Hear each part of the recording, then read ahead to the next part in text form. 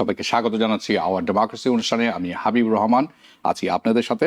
অনুষ্ঠানটি সরাসরি সম্প্রচারিত হচ্ছে নিউ ইয়র্ক স্টুডিও থেকে TVN24-এর। 4th of July একটি বড় ডিসকাশন থাকবে, তার কারণটা আপনি অনুমিত।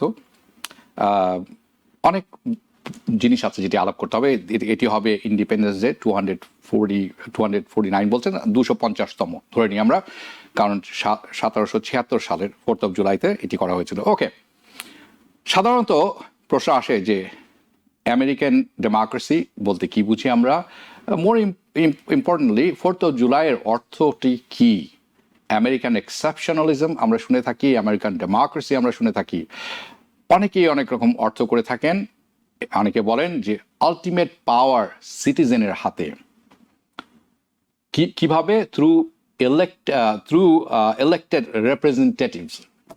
ওকে, অর্থাৎ ultimately we the people in power আমরা বলে থাকি, এবং তার আরও অনেক অর্থ করে থাকি। Freedom of speech, freedom of religion, land of brave বলে থাকি আমরা, হোম অফ ফ্রি। কিন্তু এই এত বছর পর বর্তমান পরিপ্রেক্ষিতে, স্পেশালি ট্রাম্প প্রশাসন যখন ক্ষমতায় আছেন, আমাদেরকে জিজ্ঞাসা করতে হয় নিজেকে,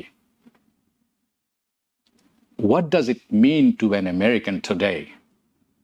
এটি আলোচনার একটি অন্যতম অংশ থাকবে। এবং এই what does it mean to be an American কি আসলেই পরিবর্তন হয়ে গেল কিনা প্রেসিডেন্ট ট্রাম্পের সময়ে, নাকি আরও কিছু পরিবর্তন আমরা দেখছি।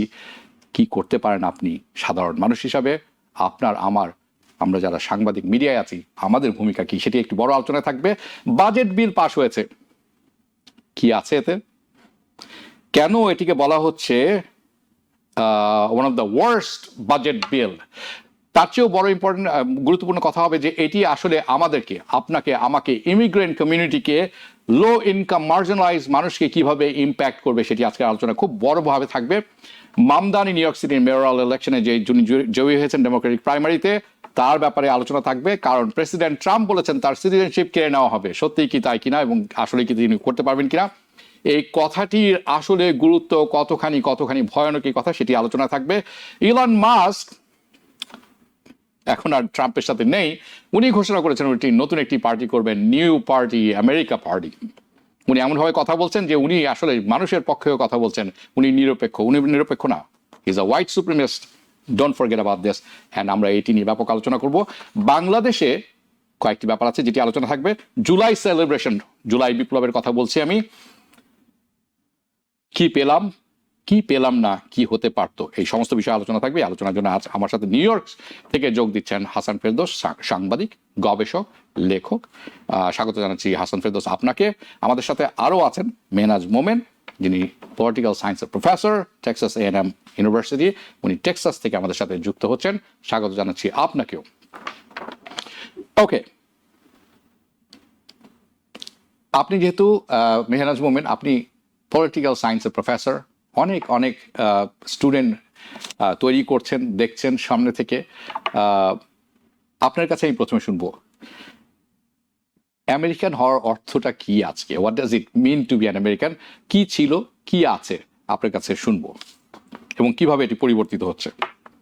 আচ্ছা, এই জুলাই 4টা আমার কাছে মনে হয় খুবই একটা দুঃখের জুলাই 4, কারণ আমরা যদি আমেরিকার ইতিহাসটা দেখি, এই যে আমেরিকান যে ইউনিয়নটা স্থাপন করা হলো, ইট ওয়াজ নেভার পারফেক্ট। কিন্তু এইটার যে অসুবিধাগুলো ছিল, এটার যে দুর্বলতাগুলো ছিল, সেটা প্রতিটা স্তরে সেটার থেকে বার হওয়ার একটা চেষ্টা ছিল। এটা যত সময় গেছে এটা তত ইনক্লুসিভ হয়েছে।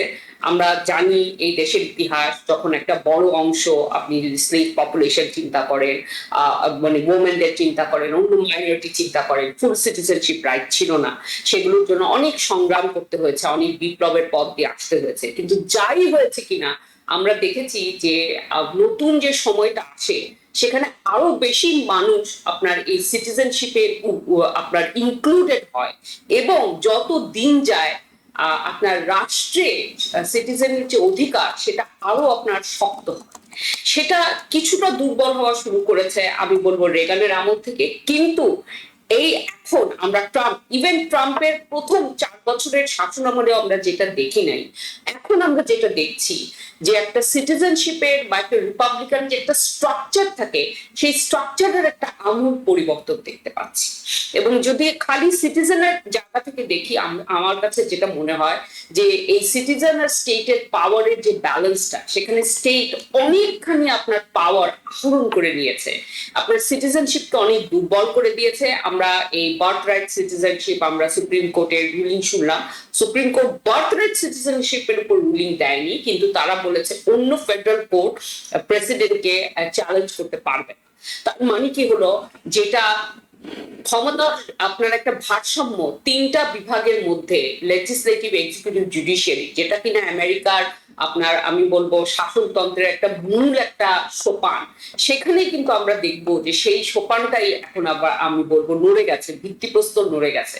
এখন এক্সিকিউটিভ ব্রাঞ্চ আপনার লেজিসলেচার এবং জুডিশিয়ারির তুলনায় অনেক বেশি পাওয়ারফুল।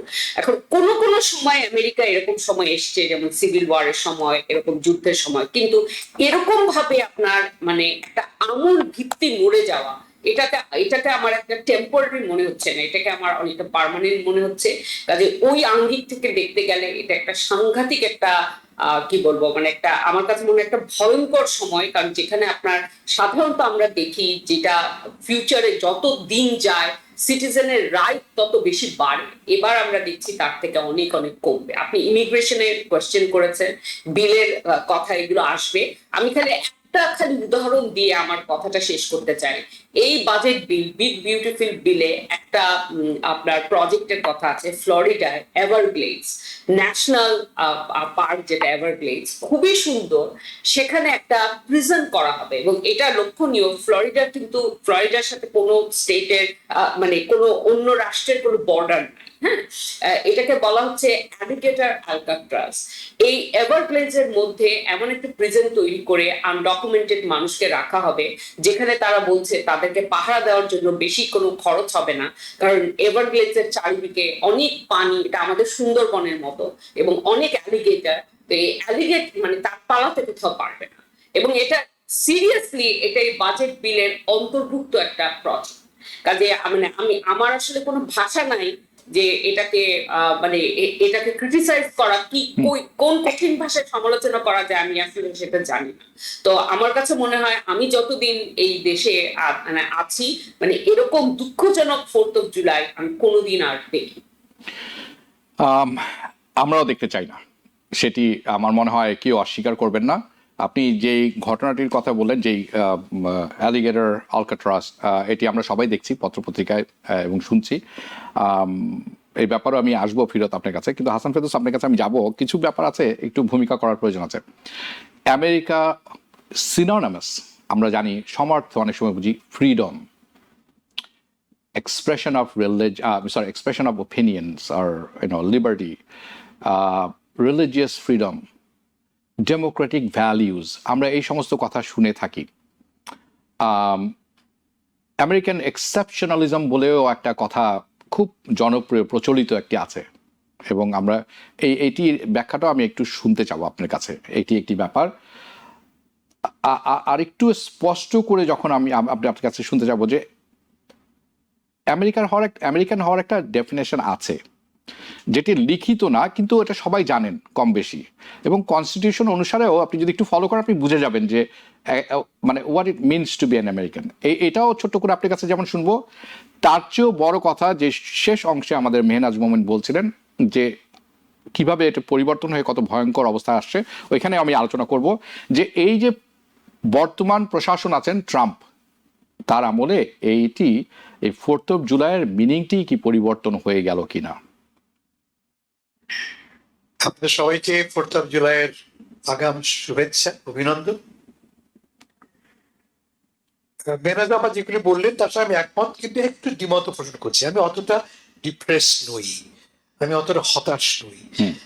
আমি এখনো আমেরিকাকে মনে করি মানব সভ্যতার একটা বিকন, একটা আলো।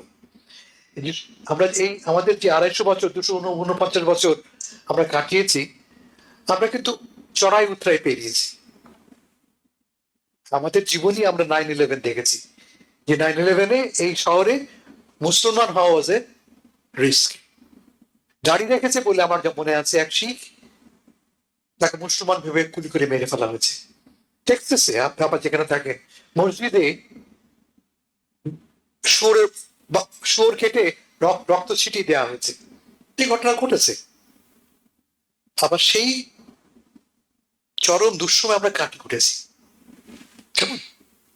ফলে সব শেষ হয়ে গেল আমি বলবো না। আমরা আমি দেখিনি, অথবা পড়েছি, আমরা ম্যাকার্থিজম পড়েছি, আমরা কমিউনিস্ট হওয়ার কারণে বা বামপন্থী হওয়ার কারণে হাজার হাজার মানুষ নিগৃহীত হয়েছে।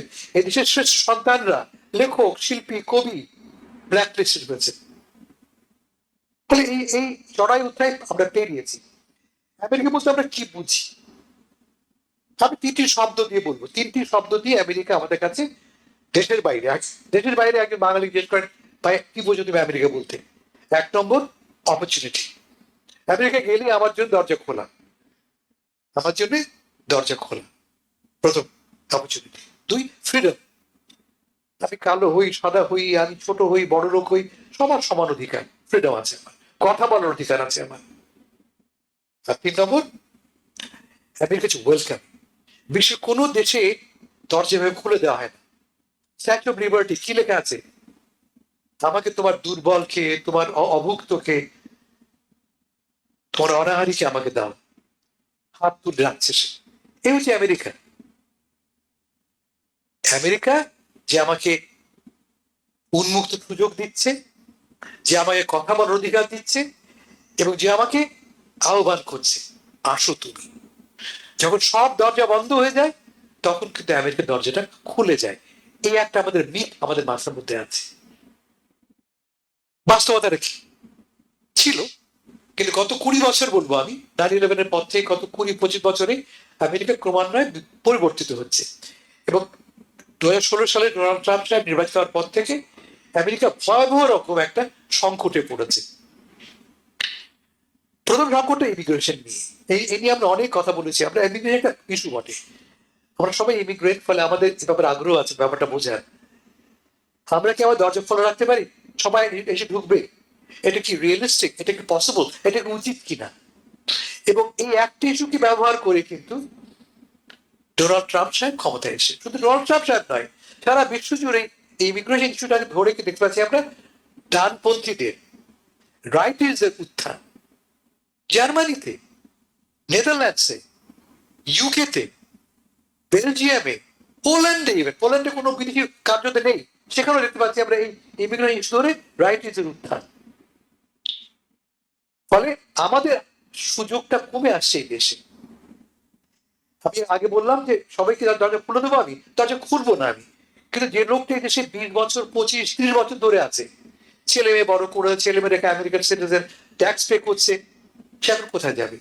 তাকে এখন কান ধরে ওই আলক্যাট্রাজে আটকে রেখে বিদেশে পাঠিয়ে দেওয়া হচ্ছে। যে লোকটি শ্রম দিয়ে, ঘাম দিয়ে, তার অর্থ দিয়ে, তার ট্যাক্স দিয়ে এই দেশটা তৈরি করা হলো, এখন 30-35 বছর পরে তাকে বলা হচ্ছে you are not wanted. That is the end of the opportunity game. Freedom. আমি মাঝখানে ট্রাই করছিলাম গুগলে একটা অ্যাটাচমেন্ট করবার জন্য, সেখানে গাজা লেখা। গাজা লেখা বলে আমি অ্যাটাচ করতে পারছি না। Would you believe it? আমি একটা বই পিডিএফ থেকে আমি আমার কিন্ডলে পড়বো, পাঠাবো, আমি ট্রান্সফার করবার জন্য, I couldn't send it, Gaza লেখা বলে। তার মানে এই দেশটা আমার কথা বলার সুযোগটা কত কমে আসছে। তার একটা এক্সাম্পল আপনাকে দেই। মার্কো রুবিও, আমাদের ফরেন মিনিস্টার, তিনি নির্দেশ দিয়েছেন যে তার ডিপার্টমেন্টে কেউ যদি আনক্রিশ্চিয়ান কথা বলে তাকে নজরদারিতে আনা হবে, এবং স্টাফদের বলা হয়েছে নজরদারি করো কে তার কোন আনক্রিশ্চিয়ান কথাবার্তা অ্যাক্টিভিটি আছে কিনা। তার মানে আপনি আপনার প্রতিবেশীর উপরে স্পাইক করবেন। আমার সরকার আমাকে নির্দেশ দিচ্ছে, কেমন? গাজা নিয়ে তো যে ঘটনা ঘটলো আমাদের নিউ ইয়র্কে, কলম্বিয়াতে, যে ছেলেটি মাহমুদ খলিল ছেলেটি, সে কিন্তু একজন মধ্যস্থতাকারী ছিল। প্রতিবাদকারীরা, ছাত্ররা, বিক্ষোভকারীরা, তার সঙ্গে পুলিশের মধ্যস্থতাকারী, তাকে হামাসের সমর্থক বলে পুলিশ ধরে নিয়ে গেল। টার্কি থেকে একটি মেয়ে এসছে প্রপার ইমিগ্রেশন ডকুমেন্ট নিয়ে, রাস্তা থেকে তাকে ধরে নিয়ে গেল।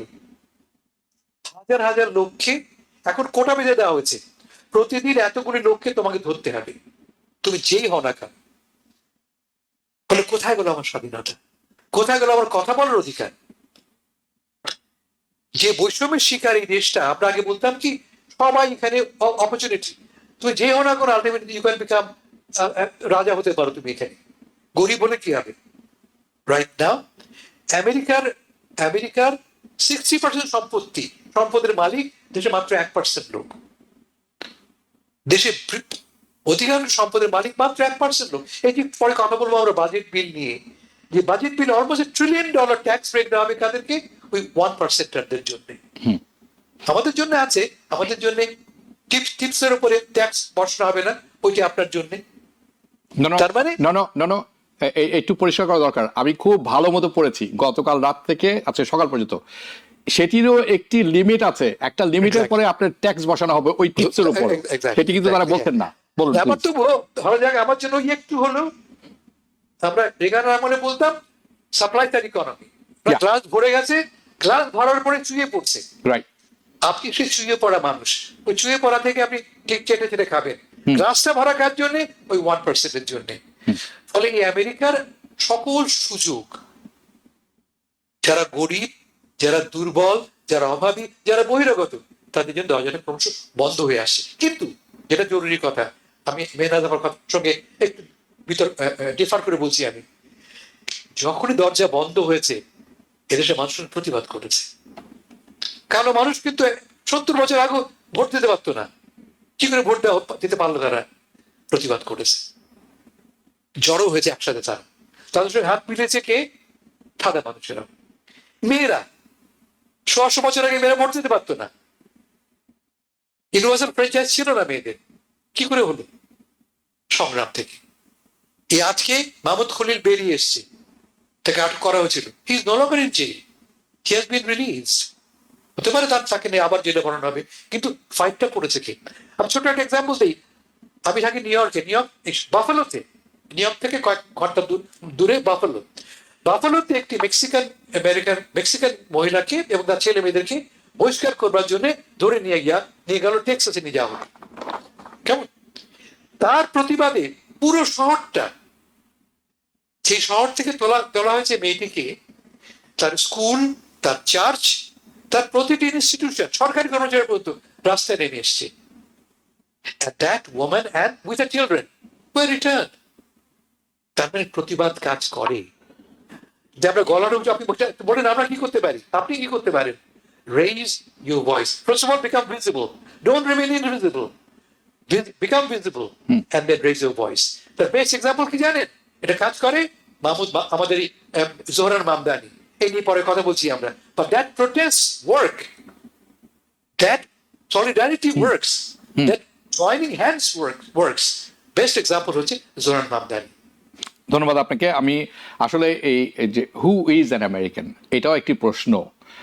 আমাদের হয়তো আজকে সময় হবে না, কিন্তু আমাদের এখন সময় হচ্ছে এই ধরনের আলোচনাগুলো এগিয়ে নিয়ে যাওয়ার। Who is an American? Why is an American? What is an American exceptionalism? And why Trump administration is trying to finish this concept?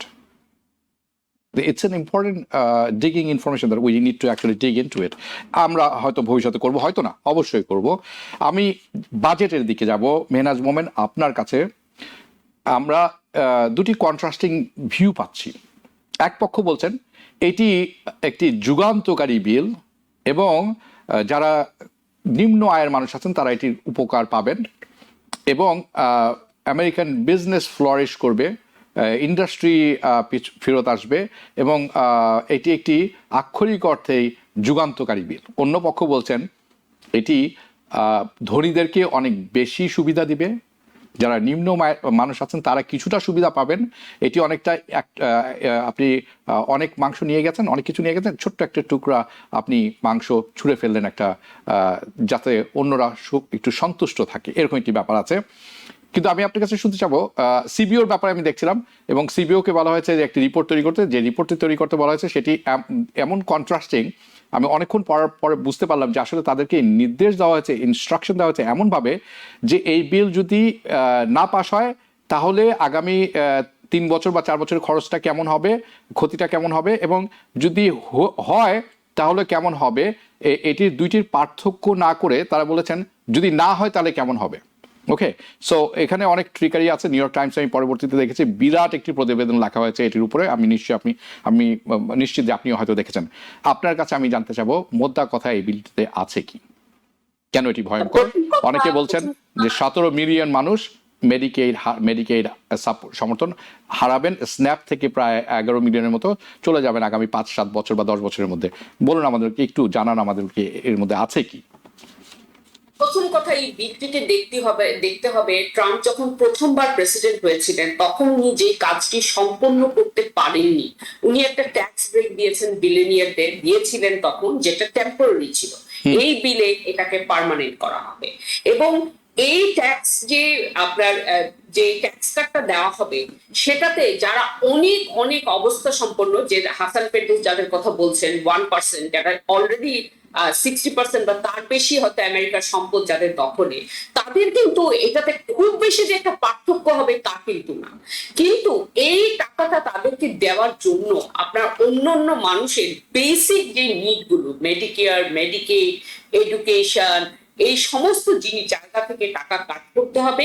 Plus যেই কথাটা বারবার রিপাবলিকানরা বলে যে তারা আপনার ডেট কমাতে চায়, ডেটের পরিমাণও কিন্তু বাড়বে। হ্যাঁ, কাজে ওরা যে আর্থিক যে আপনার যে কথাটা বলে যে এমন বাজেট পাস করতে চায় যেটা দায়িত্ব সম্পন্ন, যাতে আমাদের ডেট অ্যাড না হয়, সেটা কিন্তু ওরা রক্ষা করতে পারছে।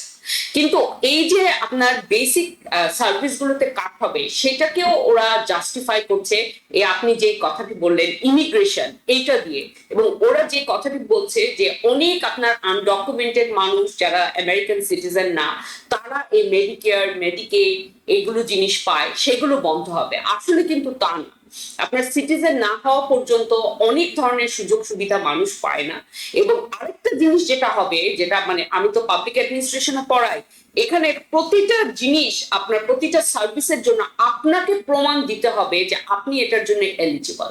এইটা যখন করা হয়, এই যে অবস্টিকেল গুলো তৈরি করা হয়, এটাতে কিন্তু প্রচুর ব্যয় হয়, এবং এই অবস্টিকেলের কারণে যারা এলিজিবল সেরকম প্রচুর মানুষ এই সিস্টেমের মধ্যে দিয়েই যাবে।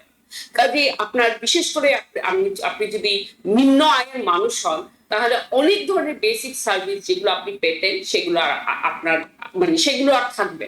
এবং এটাতে আমি দেখছিলাম এডুকেশনের দিকে অনেক ধরনের স্টুডেন্ট লোন, এগুলো আপনার অনেক কিছু আপনার কমে যাবে।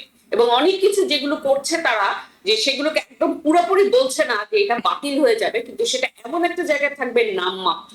ধরেন যেই এডুকেশন ফান্ডিংটা অনেক বেশি সংখ্যক স্টুডেন্ট পেত, ওটা এখনো থাকবে, কিন্তু ওটা ধরেন খুব কম সংখ্যক মানুষ ওটা পাবে, ওটা আর কি পাওয়া না পাওয়ার মধ্যে তেমন কোনো পার্থক্য নাই। হ্যাঁ, তো কাজে এই অর্থে এই বিলটা আমার কাছে মনে হয় মানে আর্থিক, যেটা জোহরান মামদানির কথা আসছে, উনি বারবার ইকোনমিক সাম্যের কথা বলছেন, এবং এই বাজেট বিলটা আপনি ধরতে পারেন তার একদম অপোজিট আইডিওলজি থেকে আসছে, যেখানে আপনার অর্থনৈতিক বৈষম্যকে আরো বহু গুণ এটা বাড়িয়ে। জি জি, ধন্যবাদ আপনাকে। আপনি যেটি বলেন যে মোদ্দা কথায় অসমতা আরো বাড়বে ধনী দরিদ্রের মধ্যে যে বিলটি আসা হচ্ছে, কারণ বিলটি ব্যাপক, এটি নিয়ে ব্যাপক আর ভালোভাবে আলোচনা করব আমরা সামনে। এবং আমি বিলটি আসলে অনেকখানি পড়েছি, সাথে সাথে দুটি অ্যানালিসিস আমি পড়েছি, একটি সিবিও থেকে, একটি ইয়েল ইউনিভার্সিটির প্রকাশ করা হয়েছে। আমার মনে হয় এটি আমাদের শ্রোতা ভিউয়ার যারা আছেন তাদের জন্য এটা আমরা তুলে ধরবো, এবং আমি খুব তাড়াতাড়ি করবো, শিগগিরই করবো, 2-1 দিনের মধ্যেই করবো। ওকে, হাসান ফেরদৌস, আপনার কাছে আমি যাচ্ছি। এই বিলটিতে মেহনাজ মোমেন যেটি বললেন সেটির সাথে আপনি যদি আমাদেরকে আরেকটু স্পষ্ট করে বলতে পারেন বড় কিছু আইটেম যেটি আসলে কিভাবে ইম্প্যাক্টটি পড়বে। এবং আসলে অনেকেই বলছেন এটি অনেকখানি ধনীদের আরো ধনী করবে, দরিদ্রদের আরো দরিদ্র করবে, এবং সবচেয়ে বড় প্রভাবটি, এটির ব্যাপক প্রভাব অনুভূত হবে, বা অনেকে মনে করেন যে এটা ইমিগ্রেন্ট কমিউনিটি যেটা আছে, এবং যাদের অর্থনৈতিকভাবে অসচ্ছল যারা, লোয়ার ইনকাম ফ্যামিলি আমরা বলে থাকি, তাদের উপর এটির প্রভাব সবচেয়ে বেশি পড়বে বলে অনেকে মনে করছেন, এবং সেরকম আমার কাছেও মনে হচ্ছে। কিন্তু আমি আপনার কাছে আপনার মতামতটি শুনতে চাই। এই বিলটার 3টা দিক আছে যার লং টার্ম এফেক্ট হবে। এক নম্বর, আমাদের জাতীয় ঋণ, ন্যাশনাল ডেট, বলা হচ্ছে $3.3 ট্রিলিয়ন থেকে $5 ট্রিলিয়ন পর্যন্ত গ্রো করতে পারে ওভার দ্য নেক্সট 10 years। আমাদের পুরো জাতীয় ঋণ 3 থেকে 5 ট্রিলিয়ন বেড়ে যাবে। জাতীয় ডেট বেড়ে যাওয়ার মানেটা কি? যে ক্রমান্বয়ে আপনার ক্রেডিট রেটিং কমে যাবে। বিদেশের লোকরা আপনাকে লোন দেবে না। আমরা তো লোনের উপর বেঁচে আছি, বিদেশে লোন নিয়ে আমরা থাকি, কিন্তু আমাদের কিন্তু টাকা ছাপাই আমরা মূলত বিদেশি লোনকে কোলেট্রাল রেখে। অলরেডি 3টে রেটিং কোম্পানি, মুডি ইত্যাদি, ফিঞ্চ, আমরা আগে AAA ছিলাম, তা কমিয়ে দিয়েছে, আমাদের গ্রেডিংটা কমে যাচ্ছে। তার মানে আমরা লেস এলিজিবল বা লেস অ্যাট্রাকটিভ ঋণ গ্রহীতা, এটা একটা দিক। আর আজকেও আর আগামীকাল হোক বা 15 বছর পরেও এই ঋণটা বাড়ছে, ঋণ আপনাকে পে করতে হবে। আপনাকে প্রতিটি আমেরিকান মানুষকে একসময় এই ঋণটা পে করতে হবে, অন্যথায় আমেরিকান ইকোনমিটা স্থবির হয়ে পড়বে। ফলে প্রথম দিক বললাম আমি, জাতীয় ঋণ বেড়ে যাওয়া। 2 নম্বর, আপা বলেছেন যে অলমোস্ট $1 ট্রিলিয়ন ট্যাক্স কাট ছিল, যে ট্যাক্স কাটের মূল ভোগীদার ছিল কারা? 1%, আমাদের বার্নি স্যান্ডার্সের কথা মতো 1%, সেই trillion, almost close $1 trillion tax কাটকে পার্মানেন্ট করা হচ্ছে। কারো লাভবান হবে? বড় লোকরা, বড় বড় কর্পোরেশনরা এবং ডোনাল্ড ট্রাম্প এবং তার বন্ধু বান্ধবেরা। গরিবটা পাবে না তা না, আপনি বলেছেন, আমিও বলেছি, চুইয়ে পড়ার মতো, বোতল থেকে চুইয়ে পড়ার মতো একটু আপনিও পাবেন। যেমন বুড়োদের ক্ষেত্রে বলা হচ্ছে $6,000 ট্যাক্স ব্রেকের কথা বলা হচ্ছে। এরকম টুকটাক এখানে সেখানে আপনি দেখবেন আছে, শর্ত সাপেক্ষে। সেকেন্ড বড় ফ্যাক্টর হচ্ছে যে এর ফলে গরিবদের কি হবে। খুব স্পেসিফিক্যালি এই বিলটা ডিজাইন করা হয়েছে, it's a war on the poor, not war on poverty. War, Obama বলেছেন ওয়ার অন পভার্টি, আর এই সরকার করছে ওয়ার অন দ্য পুয়ার, দরিদ্রের উপরে। যেমন ধরা যাক, আপা একটা কথা শুরুতে বললেন, শিক্ষা ক্ষেত্রে $7 বিলিয়ন দেখতে পাচ্ছি আমরা। এই গতকালের প্রস্তুতির খবর, কেটে দেওয়া হচ্ছে। কোন কোন ক্ষেত্রে? After school programs, school lunch programs, disability program, যে সমস্ত প্রোগ্রাম মূলত সবচেয়ে দরিদ্ররা ব্যবহার করে। Foreign language training, foreign language classes কারা ব্যবহার করে? যারা বিদেশ থেকে আসে, যারা এখন ল্যাঙ্গুয়েজ শিখে ওঠেনি, যারা বহিরাগত, সব কাট করে দেওয়া হচ্ছে। গরিবরা ডিপেন্ড করে কার উপরে? ফুড স্ট্যাম্পের উপরে। অন এন অ্যাভারেজ 5 মিলিয়ন মানুষ এই ফুড স্ট্যাম্প থেকে বঞ্চিত হবে। এখন নতুন ওয়ার্ক রিকোয়ারমেন্ট করা হচ্ছে, যে ওয়ার্ক রিকোয়ারমেন্ট ফুলফিল করতে যে আরো বেশি সংখ্যক লোক, মেবি ইভেন 11 মিলিয়ন লোক প্রবাবলি টোটাল নাম্বার হবে যারা এই স্ট্যাম্প ছুঁয়ে পাবেন না। আরো বড় ভয় হচ্ছে মেডিকেড নিয়ে। মেডিকেড ডিপেন্ড করে অলমোস্ট এন্টায়ারলি সরকারি সাবসিডির উপরে। যেমন আপনি অসুস্থ হলেন, আপনি মেডিকেড থাকলে ডাক্তার গেলে আপনাকে ডাক্তার পে করতে হয় না, বা খুব অল্প কিছু পে করতে হয়। কেমন? ডিপেন্ড করে আপনার আয়ের উপরে। এখন নতুন শর্ত দেওয়া হচ্ছে যে আপনি যদি আপনার বয়স 18 থেকে 55 মধ্যে হয়, তাহলে আপনাকে ওয়ার্ক রিকোয়ারমেন্ট থাকবে, আপনাকে কাজ করতে হবে, ইত্যাদি ইত্যাদি করে। এর ফলে দেখা যাচ্ছে প্রায় অলমোস্ট 11 মিলিয়ন লোক, 1,10,00,000 লোক মেডিকেড থেকে বঞ্চিত হবে। আর এটা একটা দিক। পাশাপাশি মেডিকেটটা তো অধিকতর অবস্থা সম্পন্ন লোকদের জন্য করে। মেডিকেটটা মূলত যেটাকে আমরা ওবামা কেয়ার বলি আর কি, অ্যাফোর্ডেবল কেয়ার অ্যাক্ট। কেমন? তো সেই অ্যাফোর্ডেবল কেয়ার অ্যাক্টটা মূলত বেঁচে আছে সরকারি সাবসিডির উপরে। সরকার কন্ট্রিবিউট করে, যে টাকাটা ডাক্তাররা নেয় আমি তো পে করি, আর কিছু অংশ পে করে সরকার। এই সরকারি টাকাটা কমিয়ে দেওয়া হচ্ছে বা একদম বন্ধ করে দেওয়া হচ্ছে। মূল লক্ষ্য হচ্ছে এসিএ বা অ্যাফোর্ডেবল কেয়ার অ্যাক্ট, যেটা ওবামা কেয়ার বলি। ট্রাম্প সাহেবের প্রথম দিন থেকে তিনি চেষ্টা আছেন এটাকে বন্ধ করে দেওয়ার জন্য, এটাকে মেরে ফেলবার জন্য। তিনি মারতে পারেননি। মনে আছে সে আপনার জন ম্যাকেইনের সেই বিখ্যাত মিডনাইটের ভোটটা, যে ভোটে ওবামা কেয়ার বেঁচে গেল। এই হচ্ছে তার সুযোগ ওবামা কেয়ারকে চিরতরে নিঃশেষ করে দেয়। ফাইনাল পয়েন্ট হচ্ছে ক্লাইমেট চেঞ্জ। গত 20 বছরে দেখেছি আমরা ক্লাইমেট চেঞ্জ মোকাবেলা করতে যে আমরা সিগনিফিকেন্ট প্রোগ্রেস করেছি, কিন্তু আমাদের অগ্রগতি হয়েছে, বিশেষ করে গ্রিন এনার্জির ক্ষেত্রে। আমাদের দেখবেন নিউ ইয়র্কের অনেকের বাড়িতে, আমার পাড়ায় অনেকের বাড়িতে সোলার প্যানেলস, সরকারি পয়সা বা সাবসিডিতে প্যানেল বসানো হচ্ছে, সব বন্ধ করে দেওয়া হচ্ছে। জি বিগেস্ট থ্রেট হচ্ছে, আমার বিবেচনায় বিগেস্ট লং টার্ম থ্রেট হচ্ছে গ্রিন এনার্জির উপরে সরকারের এই খাওয়াটা। এর ফলে কিন্তু এই যে আমরা বললাম আমাদের আপনি একটু আগে উল্লেখ করলেন ইলন মাস্কের কথা বলেন। ইলন মাস্কের যে গাড়ি, ইলেকট্রিক গাড়ি, যা কিনা পলিউশন রোধে সাহায্য করে ইলেকট্রিক বলে, তার জন্য মাথা পিছু গড় significant amount of Sarkar rebate $7,000 কত $7,000 থেকে $8,000 রিবেট দেওয়া হয়, ডিপেন্ড করে কোন মডেল আপনি কিনছেন এবং আপনার কি আয়, তুলে দেওয়া হচ্ছে। মাস সাহেবের খ্যাপার এটা মূল কারণ বটে, কিন্তু পাশাপাশি এর ফলটা কি হবে? ফলটা হবে যে এই দেশে যে বিপ্লব শুরু হয়েছিল গ্রিন এনার্জির পক্ষে, এই আমরা দেখছি আকাশে কি বলে গ্রিন এনার্জির পাখা ঘুরছে, সেই পাখাটা কিন্তু আবার বন্ধ হয়ে গেল। এবং এর ফলে এই ঝড় বাদল আর্থকুয়েক আমরা দেখি, তা কিন্তু আরো বাড়বে, ফলে সামনে আরো বিপদ আছে। জি ধন্যবাদ। আমি মেহনাজ মোমিন আপনার কাছে, আপনি কথার ফাঁকে বলছিলেন যে অ্যালকাট্রজ, যে অ্যালিগেটর অ্যালকাট্রজের কথা বলছিলেন আপনি। ইমিগ্রেন্টদের এখানে ধরে নিয়ে যাওয়া হবে এবং অনেকে বলছেন এটা হারিকেন সিজন ইন ফ্লোরিডা। খোলা জায়গার মধ্যে তাদের রাখা হবে, চারিদিকে যে পরীক্ষার মতো আছে, অর্থাৎ খালের মতো আছে, সেখানে কুমির ছেড়ে রাখা হয়েছে বা কুমির আছে।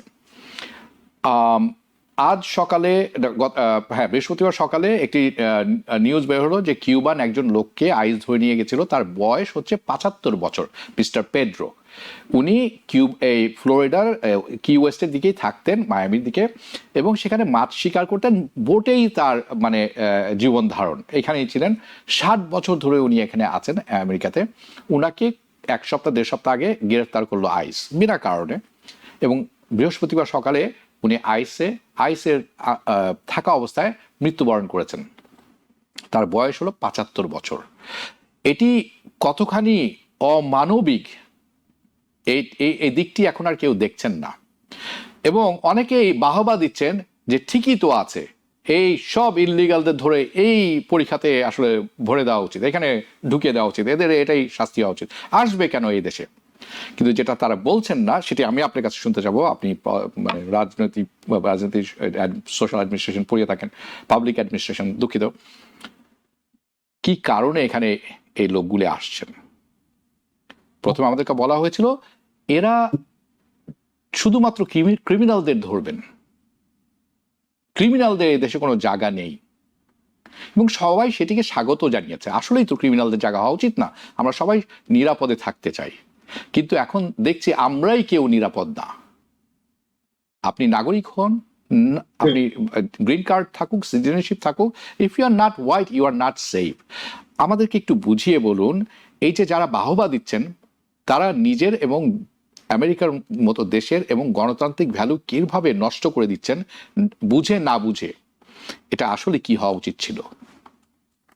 আপনি যে ক্রিমিনালদের কথা বললেন, স্টিভেন মিলার, উনি আপনার আইস এজেন্টদেরকে উনি একদম পাবলিকলি বলেছেন যে কেন ক্রিমিনালের পিছনে ঘুরছো তোমরা, হোম ডিপোর মানে পার্কিং লটে যাওয়া, এমন এমন জায়গায় যেখানে আপনার আনডকুমেন্টেড মানুষ পাওয়া যায়, সেখানে গিয়ে তাদেরকে ম্যাস ধরো। হ্যাঁ, আচ্ছা। এবং আমি লাস্ট যেটা দেখলাম, এটা মনে হয় 11তম মৃত্যু আইস ডিটেনশনে, এর মধ্যে একজন কেনেডিয়ান সিটিজেনও আছে। হ্যাঁ, তো শুধু যে মানে কি বলবো, মানে আমি বলছি যে ইভেন সাদা মানুষও আপনার এখন আর নিরাপদ না। হ্যাঁ, এটা যখন আইস এজেন্ট ধরে, যাকেই ধরবে তারা যেভাবে করুক তারা জাস্টিফাই করবে, এবং অমানবিকতার দিকটা তো আছেই।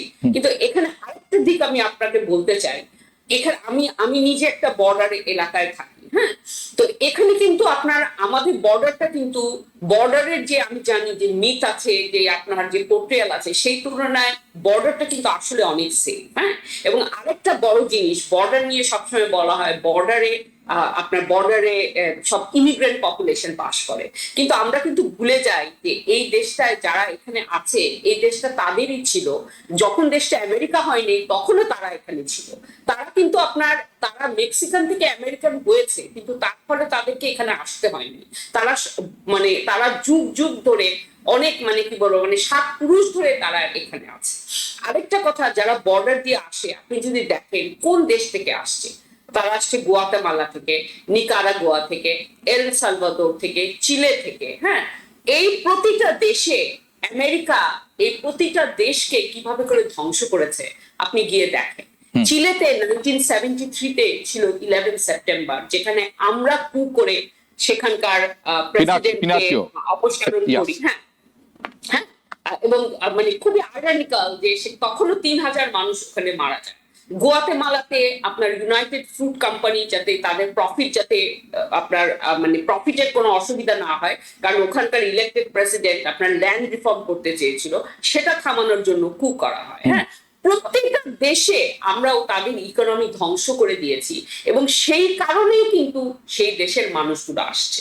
আজকে আমি ধরেন ইউরোপ মধ্যপ্রাচ্যের এই যে এত সিরিয়া থেকে, ইরাক থেকে এত মানুষ ইউরোপে যাচ্ছে, কেন যাচ্ছে?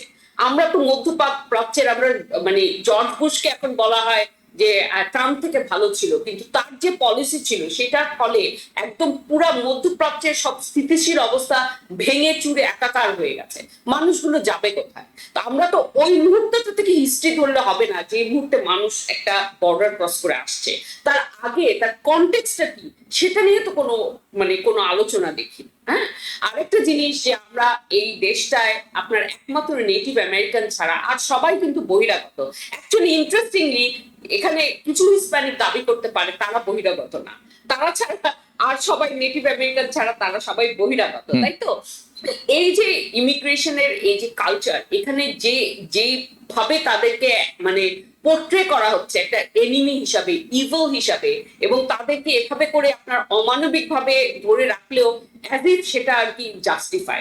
এবং সেখানে আমি আরেকটা কথা বলবো, যে কারণে আমি হাসান ফেরদৌস থেকে আমি আরো বেশি হতাশাগ্রস্ত, যে আমার কাছে মনে হচ্ছে স্টেট অ্যাপারেটাস এই জায়গাটাকে এমন ভাবে সহযোগিতা করছে, এটা শুধু পলিটিক্যাল উত্থান পতন না। যেমন সুপ্রিম কোর্ট রায় দিয়েছে যে ট্রাম্প অ্যাডমিনিস্ট্রেশন কাউকে যখন ডিপোর্ট করে থার্ড কান্ট্রিতে করতে পারবে। হ্যাঁ, এটা তো একটা ধরেন এখন আমরা কথা বলছি যে একটা গুয়াতেমালার মানুষকে এল সালভাদোরে পাঠানো হলো, তাই তো? এবং এল সালভাদোরের খুবই খারাপ প্রেসিডেন্ট, কিন্তু এখন আরো 2টা কান্ট্রি নিয়ে কথা হচ্ছে, একটা হচ্ছে লিবিয়া আর একটা হচ্ছে আমি ভুলে গেলাম আরেকটা কোন দেশ, ওরকম জায়গাতেও এরকম থার্ড কান্ট্রিতে পাঠানোর কথা হচ্ছে।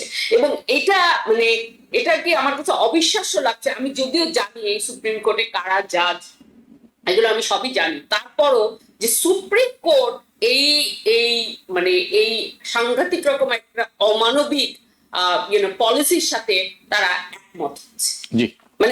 আমরা শুধু মানুষকে ধরবো না, আমরা শুধু ডিপোর্ট করবো না, আমরা যে কোনো জায়গায় পাঠিয়ে দিব, তার দেশে পাঠাবো না, আমরা আমাদের যেখানে ইচ্ছা আমরা পাঠিয়ে দিব। হ্যাঁ, খুব এই আরো সময় থাকলে আরেকটু আলোচনা করতাম, কারণ এখানে যারা আছেন আমাদের মতো যারা আছেন ব্রাউন পিপল, বাংলাদেশি ইমিগ্রেন্ট যারা আছি, তারাও মনে করি তারাও একটি যুক্তি দ্বারা করে, যদিও এর কোনো ভিত্তি নেই। সেটা হচ্ছে আমি তো লিগালি এসেছি, ও তো ইললিগালি এসেছে।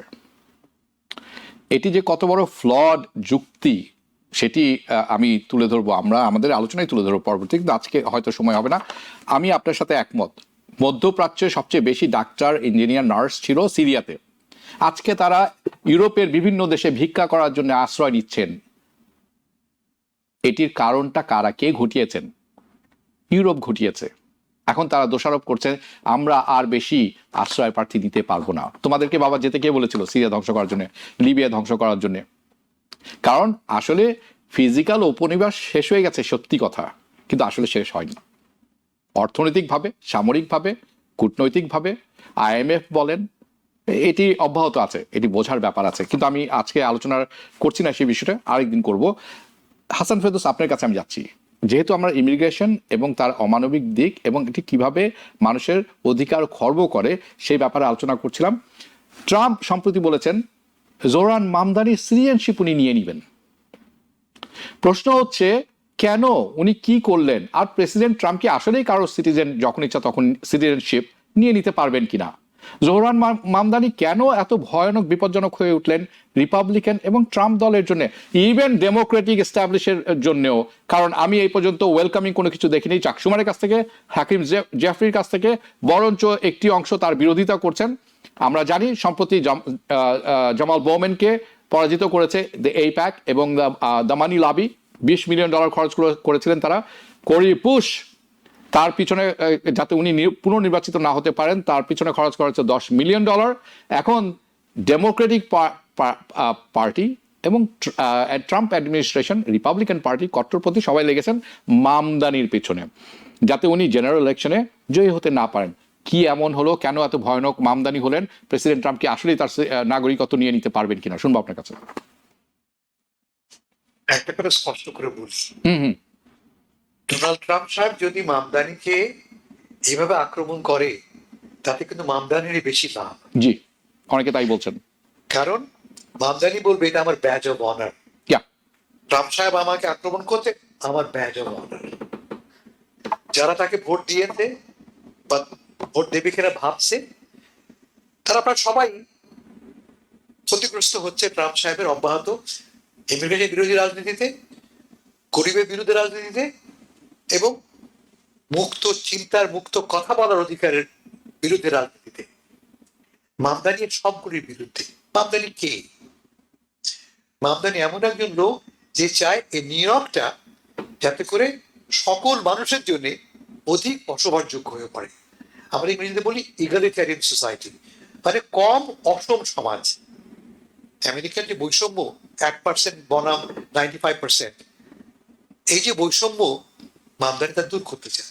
And that's a threat for Donald Trump এবং তার বিলিয়নিয়ার বন্ধুদের।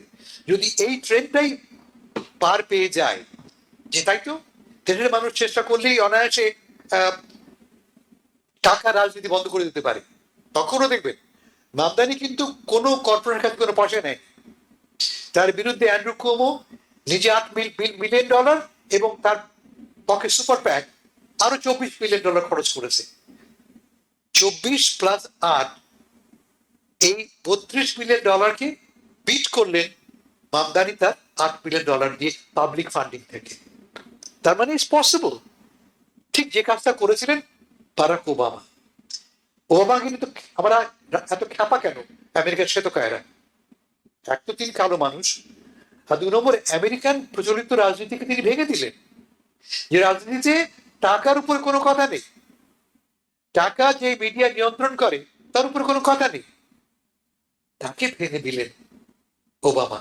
তাকে ভেঙে দিচ্ছেন মামদানি। তার চেয়ে বড় কথা, মামদানির যে রাজনীতি, আন্তর্জাতিক রাজনীতি, মূল বক্তব্যটা কি? গাজায় জেনোসাইড হচ্ছে।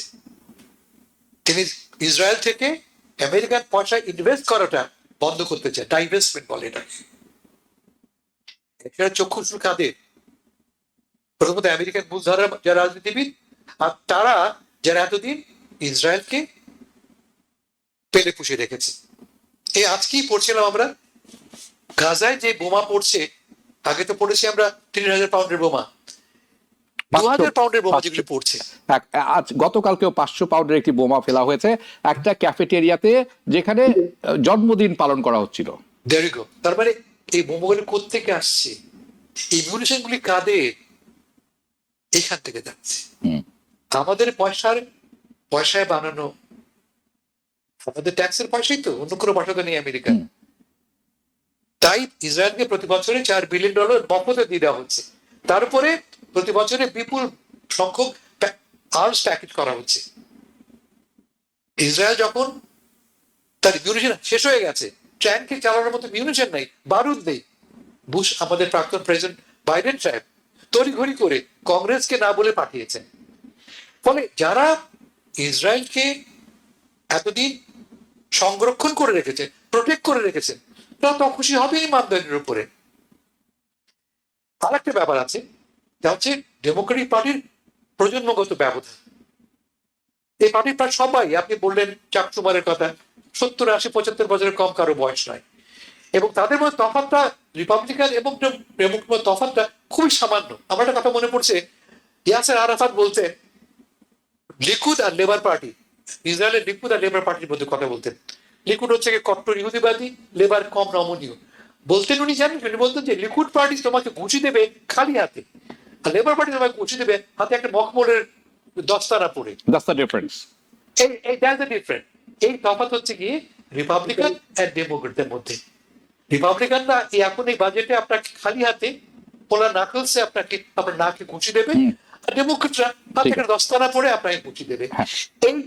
এই যে বৈষম্যের রাজনীতি, এই যে প্রজন্মগত ব্যবধানের রাজনীতি, মামদানি তার বিরুদ্ধে একটা প্রচন্ড রকম protest. And if he prevails, যদি জিতে যান, তাহলে আমেরিকার এই পুরনো ইস্টাবলিশমেন্ট রাজনীতিও ভেঙে পড়তে পারে, সে কারণে ভয়। জি, ধন্যবাদ আপনাকে। আমাদের লিকুদ পার্টির কথা বলছিলেন, বৃহস্পতিবার সকালে লিকুদ পার্টি একটি প্রপোজিশন করেছে ইসরায়েল কেনেসাতে। সেটি হচ্ছে ওয়েস্ট ব্যাংককে তারা ফর্মালি যুক্ত করে নিতে চায়, অ্যানেক্স করে নিতে চায়। বৃহস্পতিবার সকালের ঘটনা। This is what's happening. আমরা যখন কথা বলছি তখন আমেরিকা এবং ইসরায়েল মিলে খাদ্য সাহায্যের নামে যখন লাইনে দাঁড়াচ্ছে মানুষ, ফিলিস্তিনিরা আজ এই বৃহস্পতিবার সকালেও ৭৪ জনকে গুলি করে মেরেছেন এবং এপি একটি ভিডিও পাবলিশ করেছে, সেখানে দেখা যাচ্ছে তারা গুলি করছেন এবং উল্লাস করছেন। এই নিরীহ মানুষ, দিস ইজ কি হতে পারতো আমেরিকার ডেমোক্রেসি এবং কি তারা করছেন। এটি হচ্ছে ট্রাম্প প্রশাসনের মতো যখন প্রশাসন ক্ষমতায় আসেন, বা আমেরিকার যারা জায়নিস্ট আছেন, দ্য হোয়াইট জায়নিস্ট যখন ক্ষমতায় আসেন, দ্যাটস দ্য ডেঞ্জার। এবং এটার বিরুদ্ধে আমাদের সবাইকে রুখে দাঁড়াতে হবে। মিডিয়ার যেরকম কাজ আছে, আপনি যেরকম ভোটে যখন যাই, তখন কিন্তু এর বিরুদ্ধে দাঁড়ানোর অবস্থান আমাদের তৈরি হয় এবং সোচ্চার হতে হবে, প্রতিবাদ জানাতে হবে, যেটি হাসান ফেরদৌস কিছুক্ষণ আগে বলছিলেন। আমি আপা আপনার কাছে যাবো, মেহনাজ মোমেন আপনার কাছে 40 সেকেন্ডের মতো সময় থাকবে। এলন মাস্ক বলেছেন উনি নতুন পার্টি ফর্ম করতে যাচ্ছেন। এমনভাবে উনি বলছেন যে একদম রেভুলেশন ঘটিয়ে ফেলবেন। উনি চরম বিরোধী এই বিলগুলোর, যদি আমরা জানি উনি সবচেয়ে বড় সুবিধা পাচ্ছেন। আপনার কাছে আমি শুনবো খুব দ্রুত, কি এমন হয়ে যাবে উনি পার্টি করলে, কি পেয়ে যাব আমরা আলাদিনের চেরাগের মতো, এমনভাবে উনি কথা বলছেন, আসলে তাই কি না? আচ্ছা, আমেরিকার রাজনৈতিক যে অবস্থাতে যেটা এখানে আমরা একটা স্টেলমেটে আছি, সেটা একটা বড় কারণ হচ্ছে টু পার্টি সিস্টেম। তো এখন রিপাবলিকান পার্টি ভেঙে আরো অনেক পার্টি হয় এবং ডেমোক্রেটিক পার্টি ভেঙে আরো অনেক পার্টি হয়। আমি এটাকে স্বাগতম জানাবো, আমি খুশি হব, যে কারণেই হোক না কেন। এবং এই জন্য যে জায়নিস্টদের কথা বললেন, এটা শুধু ট্রাম্প অ্যাডমিনিস্ট্রেশন না, বাইডেন অ্যাডমিনিস্ট্রেশনেরও একই নীতি ছিল। এখন এই দুইটা পার্টি এমন ভাবে আছে যে আপনার এর বাইরে আপনি কোনো কিছু করতে পারেন না। এখন এই দুটো পার্টিরই আমি ভাঙন চাই এবং নতুন সংস্কার। ওকে, ধন্যবাদ আপনাকে। কিন্তু তার আগে আমাদের একটি কথা মনে রাখতে হবে, সেটি হচ্ছে এলন মাস্ককে কিন্তু তার আগে এদেশে থাকতে হবে, কারণ ট্রাম্প বলেছেন আমি কিন্তু ডিপোর্ট করে দিব। I know it's funny, but it's not funny, trust me, it's not funny, this is dangerously bad. আচ্ছা, আমি একটু বাংলাদেশ প্রসঙ্গে যাবো, আমাদের হাতে সময় কম। হাসান ফেরদৌস, আপনার কাছে জানতে চাবো, বাংলাদেশে জুলাই বিপ্লবের মাস চলছে, আমরা সেলিব্রেশন দেখতে পাচ্ছি স্বাভাবিকভাবে। আমিও উল্লসিত, আমিও মনে করি সেলিব্রেট হওয়ার মতো একটি জিনিস, আমরা ফ্যাসিবাদের হাত থেকে বেঁচেছি, মানুষ এখন কথা বলতে চাচ্ছে, নতুন আশার আলো দেখতে পাচ্ছেন। একই সাথে আমি আপনার কাছে শুনতে চাবো, আমরা কি পেলাম এবং কি পেতে পারতাম, এই দুটির মধ্যে আমি জানি এটি ব্যাপক আলোচনা দরকার আছে, কিন্তু সময় সংক্ষিপ্ত, কাজে আপনি আশা করি এই সময়ের মধ্যে বুঝিয়ে বলতে পারবেন আমাদেরকে। খুব সংক্ষেপে বলি, আমরা একটা অবিশ্বাস্য বিজয় অর্জন করেছি। 15 বছর যেই স্বৈরশাসন আমাদের গলা টিপে ছিল, যার বিরুদ্ধে আমরা কথা বলতে পারিনি, আন্দোলন করতে পারিনি, গুম খুনের শিকার হয়েছি, সেই স্বৈরাচারী সরকারকে পরাজিত করেছে এই জুলাই বিপ্লব। ফলে অর্জন আমাদের বিশাল। আমাদের প্রধান অর্জন এই যুদ্ধে জয়লাভ করা। এখন যুদ্ধে জয়লাভের পরে হচ্ছে বিল করা, বানানো, নতুন দেশ গড়া, সেখানে আমাদের সমস্যা দেখা দিয়েছে। তার মানে এই না যে আমাদের বিজয়টা কোনো অংশে খাটো করবো আমরা, বিজয়টা ট্রেমেন্ডাস। যারা যে সমস্ত শহীদ মারা গেলেন, যে 1,500 শিশু, যুবক, ছাত্র, শ্রমিক, কর্মচারী মারা গেলেন, তাদেরকে স্যালুট জানাই আমরা, কারণ আর তো কেউ পারিনি আমরা। আপনি আমার মতো বুদ্ধিজীবী, দুদিন আগেও তো আমরা এই সরকারের পক্ষেই কথা বলেছি, ভয় থেকে বা অন্য কোন সুবিধা থেকে, কিন্তু এই ছেলেরা দেখালো আমাদেরকে যে পসিবল। তারা তো দাঁড়ালো, আমার বাড়ি আমার ছবি টাঙিয়ে রেখেছি আমি, আবু সাইদ ছেড়েছি, খালি হাত তুলে বলতে আমাকে মারো, আমাকে মারো। ফলে এদের যে ত্যাগ, এদের যে অবদান, কোনো কিছু তাকে খাটো করা যাবে না। এক, কিন্তু পারিনি কেন? অনেক কিছু পারি না আমরা। আমরা কোন ক্ষেত্রে ভালো কাজ করেছি আমরা, যে বলতে পারি আমরা এই তো করেছি আমরা? সবকিছুই আমাদের কিন্তু সমস্যায় আমরা জর্জরিত। কিন্তু এই সমস্যা অতিক্রম করে কিন্তু আমি অন্তত দেখতে পাচ্ছি সংকট কেটে যাচ্ছে। এই মুহূর্তে জঞ্জাল জড়ো হয়েছে, সংকট কেটে যাচ্ছে। যে মুহূর্তে নির্বাচন হবে, একটি মুক্ত স্বাধীন নির্বাচন হবে, যা সমমানে এখন বিপুল। আপনার ছোট একটা এক্সাম্পল দিয়ে, আপনি লক্ষ্য করেছেন এখন আর পুলিশ ছোড়ে না, এখন আর আর্মির আফসার দাঁড়িয়ে আপনার কান ধরে নিয়ে যায় না, এখন আর সেই অবস্থা নেই। এখন আপনি গলা উঁচিয়ে কথা বলতে পারছেন, এখন আপনি প্রতিবাদ করার ফলে কিন্তু সেক্রেটারিয়েট বন্ধ হয়ে যাচ্ছে, ঢাকার মেয়র অফিস বন্ধ করে রাখা হচ্ছে। মানে পিপল ক্যান প্রোটেস্ট, কারণ পুলিশ তার লাঠি পেটা করছে না, ফায়ার ওপেন করছে না। এই যে পরিবর্তনটা ঘটলো, কি করে ঘটলো? ওই জুলাই আগস্ট। এখন শেষ কথা বলছি আমি, সামনে নির্বাচন, এই নির্বাচনটা হওয়ার পর থেকে আসলে নতুন বাংলাদেশ গড়ার প্রকৃত কাজ শুরু হবে। এখনকার ফেজ হচ্ছে ট্রানজিশনাল ফেজ, এটা হচ্ছে ক্ষণকালীন। এই ফেজটা শেষ হয়ে যাবে, আমরা বিল্ড করার সুযোগ পাবো। আমি কোয়াইট হোপফুল এই বাংলাদেশ, যে বাংলাদেশ এত ত্যাগ করেছে, ছাত্র, যুবক, শ্রমিক, আপনি, আমি, তারা সবাই মিলে একটি সুন্দর, একটি গণতান্ত্রিক, মুক্ত, আধুনিক বাংলাদেশ অবশ্যই আমরা গড়তে পারবো। এটা will take time, but we can do it. জি, আপনারা দুজন থাকতে থাকতে আপনাদের উদ্দেশ্যে এবং দর্শকদের উদ্দেশ্যে আমি দুটি কথা বলি। একটি হচ্ছে জুলাই 4th, ইয়েস, আরো ভালো হতে পারত, কিন্তু আমি আশাহত হব না, কারণ মামদানির মতো মানুষ যখন জয়ী হয়ে যান একটি ইলেকশনে, আমি জানি আশান্বিত হওয়ার কারণ আছে। কাজেই নভেম্বরে কিন্তু আমাদের দায়িত্ব অনেক বেড়ে গেল। জুলাই বিপ্লবের কথা বলবো। জুলাই বিপ্লবে ছাত্ররা দেখিয়ে দিয়েছেন আমাদের মতো মানুষের কোনো কাজ নেই, আমরা রাস্তায় নামতেও পারি না, সেই সৎসাহস আমাদের নেই, কিন্তু ওদের আছে। ভুল করবে তারা, ভুল করে শিখবে। যে বুড়ো রাজনীতিবিদরা এখন যারা আছেন, তাদের কোনো দরকার নেই, তাদের প্রজ্ঞা তারা দেখিয়েছেন, কিছুই করতে পারেননি। আর ফ্যাসিবাদ যারা আছেন, সমর্থন করেন, যে সরকার ছিলেন সাবেক, তাদের জেনে রাখা উচিত, এবং যেই নতুন নির্বাচিত হন তিনিও যদি ফ্যাসিবাদে পরিণত হন, তাহলে পরিণতি কি হতে পারে তা একবার জুলাই বিপ্লব থেকে শিখে নেওয়ার ব্যাপার আমি মনে করি। সাবধান সবাই, আমরা কিন্তু দেখব এবং নতুন প্রজন্ম কিন্তু লড়ে যাবে। আমি আশাবাদী বাংলাদেশের জন্য একটি ভালো ভবিষ্যৎ অপেক্ষা করছে। জুলাই 4th শুভেচ্ছা জানিয়ে এবং বাংলাদেশের সেই জুলাইয়ের সেলিব্রেশনের শুভেচ্ছা জানিয়ে আজকের অনুষ্ঠান এখানেই শেষ করলাম। আপনাদের কাছ থেকে বিদায় নিচ্ছি, দর্শক আপনাদের কাছ থেকে বিদায় নিচ্ছি। দেখা হবে পরবর্তী অনুষ্ঠানে। TBN 24 টেলিভিশন দেখতে আজই কল করুন 7187776556। লগ ইন করুন www.totalcablebd.com। নিউ ইয়র্ক থেকে সম্প্রচারিত TBN 24 টেলিভিশন বিশ্বজুড়ে বাঙালির কণ্ঠস্বর।